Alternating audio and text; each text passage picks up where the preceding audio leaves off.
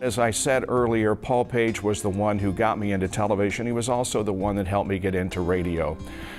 He put me on the IMS radio network in 1979. I, of course, admired him greatly for his ability not only on radio, but also on television.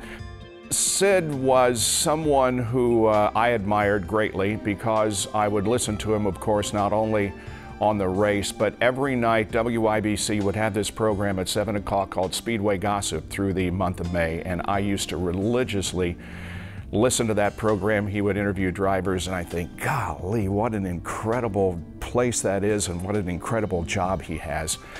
I wanted to be like Paul and Sid as I moved up through the ranks, and somehow I was able to do that. I don't know how, but fortunately I was smiled upon and went to the positions that they used to hold. All the broadcasters who worked both in radio and television as I was growing up were heroes of mine and someone that I wanted to be just like when I grew up.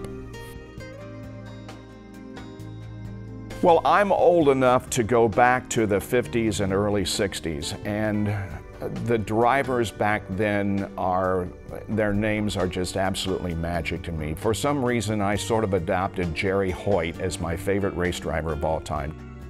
The two people that I think of as back in the 60s and 50s and 60s, although maybe not quite that early, were Foyt and Andretti. And so those are the guys that I really remember. It was a great thrill.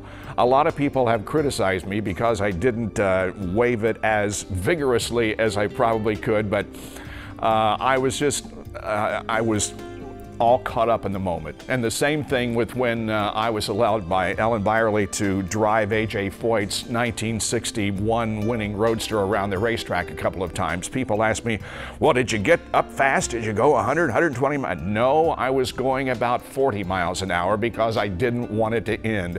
And it was sort of the same way with waving the green flag. But everything that I do at the Indianapolis Motor Speedway and everything that I will do in the future is another dream come true for me because this place has meant so much to me over the years.